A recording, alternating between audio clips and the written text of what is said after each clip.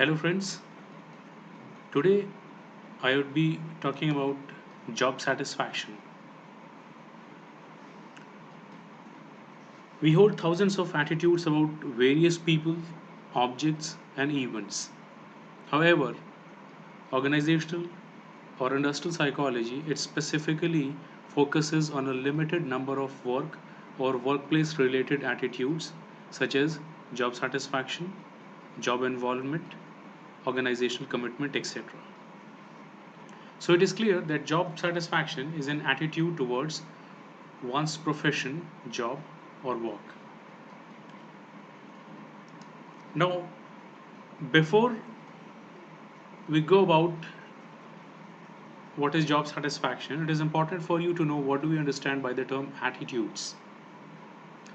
The general use of the term attitude is quite different from what actually it means in psychology. Here, when I say attitudes, that refers to evaluative statements, either positive or negative, about objects, people, or event. So, when I say a positive attitude, that means an example would be MMUT is a good university. This statement is a positive attitude towards MMUT because MMUT has been evaluated here positively. An example of negative attitude could be Gorakhpur is not a good city because Gorakhpur has been evaluated here negatively. Now, any attitude it has three major components. The first component is informative or cognitive component. That means what facts, knowledge, information we have about the object, person, or thing which is being evaluated, which we are evaluating. The second component is emotional or the affective component. Whenever you evaluate something, you either feel good about something or you feel bad about it. That is the emotional or the affective component. That is how do we feel about that particular object, person, or event. The third component of any attitude is behavioral component. Behavioral component it indicates the intention to behave or treat that particular object, person, or event in question in a particular way. So when you have positive attitude towards something, you'll try to approach that thing. Whenever you have a negative attitude about something, you try to avoid that thing. Now, attitudes sometimes you might not have enough information about something, and because you do not have enough information about something, you're not able to decide whether it's really positive or negative, whether you feel good about it, whether you feel bad about it. In that case, you can say that your attitude towards that thing is neutral. So as I started, I told you that job satisfaction is an attitude, and we hold thousands of attitudes about various people, objects, or events. But in industrial psychology, we are not going into attitudes in general or attitudes about various other things. Industrial psychology limits itself to certain work or workplace related attitudes such as job satisfaction, job involvement, organizational commitment, etc. In short, job satisfaction is an attitude towards one's profession, job, or work. Now, coming to the definition of job satisfaction can be defined as a positive feeling about one's job resulting from the evaluation of its characteristics. That means job satisfaction in short term if you are asked what is job satisfaction, a very few word answer would be that it is a positive feeling, and this positive feeling is about one's job or workplace. And where is this positive feeling about one's job or workplace coming from? It is coming from the evaluation of the characteristics of your job or your workplace. That means a person with high level of job satisfaction will hold positive feelings about his or her job, whereas a person with low job satisfaction will hold less positive or more negative feelings about his or her job or workplace. Now, coming to the measurement of job satisfaction. A job does not merely involve a task or a set of tasks. It also involves regularly interacting with colleagues and bosses, following organizational policies and rules, meeting performance standards, etc. So, an employee evaluation of his or her job is basically a complex summation of many elements. A question might be asked how to measure the level of job satisfaction of an employee or a group of employees in your organization. There are two particular approaches to measure job satisfaction. The first one is called single global rating approach, and the second one is called summated rating approach. Let's see what are these. Single global rating approach, it involves asking only one question from the employees about their overall satisfaction with their jobs. Employees have to indicate their level of satisfaction on a 5-point rating scale. In this scale, 1 stands for highly dissatisfied and 5 for highly satisfied. You can see on the screen that there is a question which says, please indicate how much satisfied you are with your job in general. 1 stands for highly dissatisfied, 2 stands for dissatisfied, 3 for neither satisfied nor dissatisfied, not sure, 4 for satisfied, and 5 for highly satisfied. Now, the method may seem to be very simple, very simplistic or very vague, but that is the beauty of this method, that it is simple and less time consuming. The second thing about the benefit of this approach is that it is quite valid and reliable in measuring job satisfaction. It's quite accurate, and because it is very simple and it takes less time, it can be used for a huge number of participants on a larger sample, on a huge set of people. And because it is valid and reliable, it is simple, because it generates only one score for every person, it is easy to handle the data generated by this approach. And various correlation studies have indicated that other complex methods of measuring job satisfaction, they too yield the same results, almost same results, which the single global rating approach gives. So it is equally valid and reliable as compared to other methods. The second method, that is called summated rating approach. Now, the basic difference between summated rating approach and single global rating approach is the number of questions. Summated rating approach, it involves asking many questions about, and these questions are basically related to various aspects of person's job, like it could be the pay, it could be the nature of work, it could be, the question could be about the quality of supervision, the question could also be about growth opportunities in the job, the question could also be about peer relations a person has in the job, the question can also be related to work conditions, etc. Now, the rating scale is almost similar, in fact identical. Employees have to indicate their level of satisfaction on a 5-point rating scale, again from 1 high, which stands for highly dissatisfied, to 5, which stands for highly satisfied.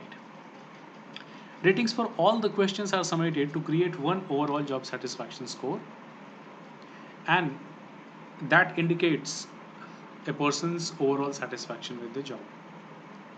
This method is a little bit more lengthy and complex because it involves adding, summating, and then doing other calculations. So it is a bit lengthy, but it has an advantage. The advantage of this approach is that it can identify the problematic areas of which are lowering down the satisfaction level of an employee in an organization, because the question relates to various aspects of the job or the workplace. Therefore, it can help managers to identify the problematic areas and deal with them faster and accurately. So, whenever an organization is simply interested in gauging the job satisfaction level of their employees, they can use the first method, that is single global rating approach.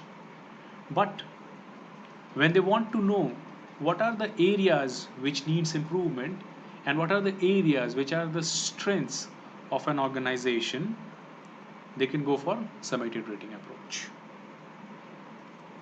A typical questionnaire using the summated rating approach, it looks like something like this. I have used 6 questions. You can add more depending upon various aspects of the job. Like the first question is about salary, you can see.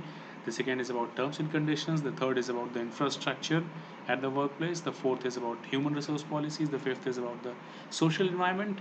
The sixth is about the quality of supervision. You can add many more questions, and a person will be answering every question, and then the rating of all questions is summated to create an overall rating score. So that is the summating rating approach.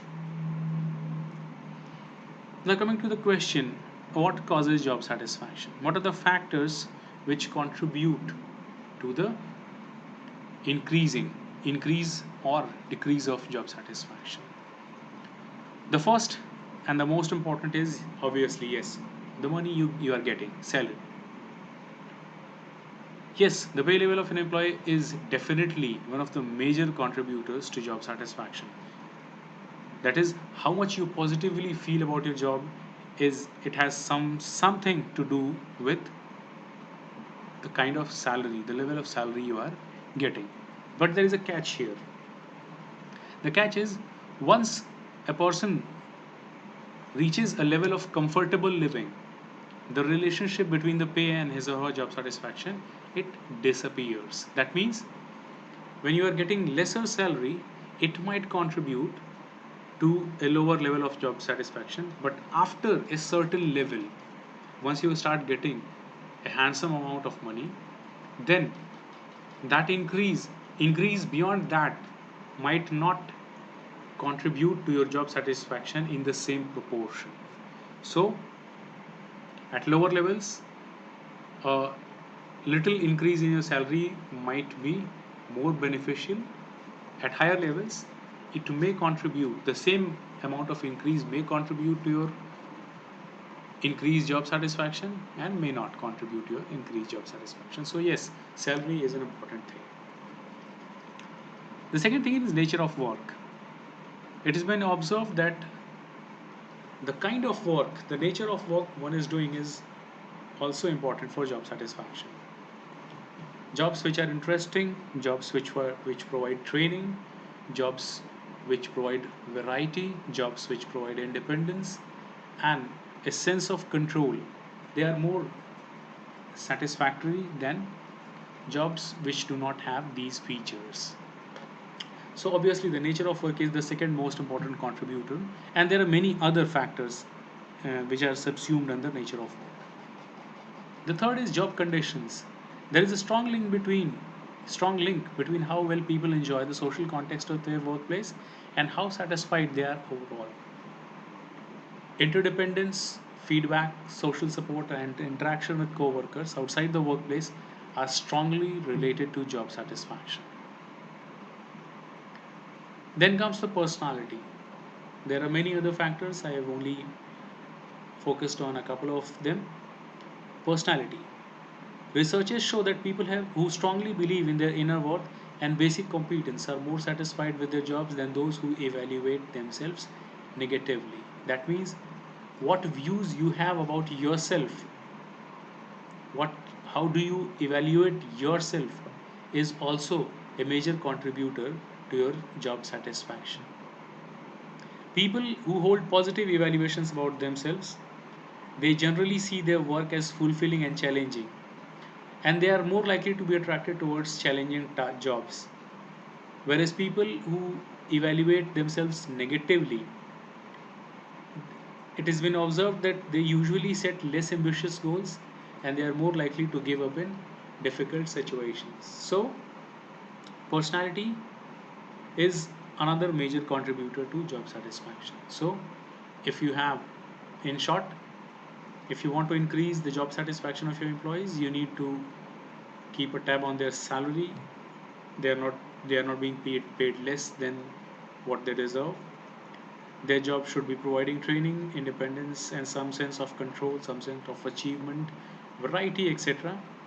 The conditions of the workplace, the social and physical conditions, are satisfactory. And another thing which is very important is their personality, whether they have a positive outlook or not. Now, why should an organization spend its time, resources on measuring the job satisfaction level? That is an important question. The point is, there are certain organizational outcomes which are directly related to job satisfaction. That means these outcomes are directly affected by the level of job satisfaction of employees in any organization. The first such organizational outcome is productivity. Studies, after gathering satisfaction and productivity data from numerous organizations, they have concluded, and not one, there are hundreds of studies which have concluded that there is a clear link between job satisfaction and organizational efficiency. Organizations with more satisfied employees, they tend to be more effective than organizations with fewer. So the bottom line is, satisfied workers tend to be productive workers. So if you want to boost up your productivity, if you want to know what is contributing to your productivity, an organization should be definitely focusing on the job satisfaction level of their employees. The second is customer satisfaction. It has been observed that satisfied employees make happy customers.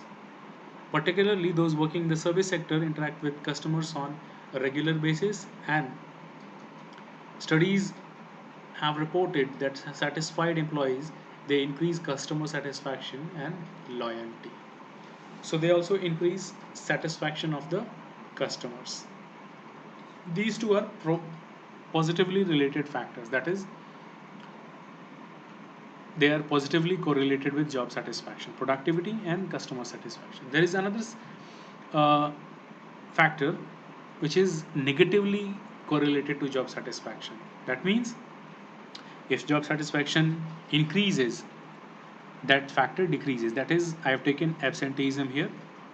There is a consistent negative correlation between job satisfaction and absenteeism. That means job satisfaction increases, that leads to a decrease in absenteeism. It has been observed that dissatisfied employees are more likely to remain absent from office for various reasons as compared to the satisfied employees. That means organizations, there are many other outcomes which are related to job satisfaction. Some of them are directly related, some of them are indirectly related, but there are dozens of organizational outcomes which are related to job satisfaction. And in order to improve these outcomes, it is important for organizations to focus on job satisfaction. Thank you for your patient listening.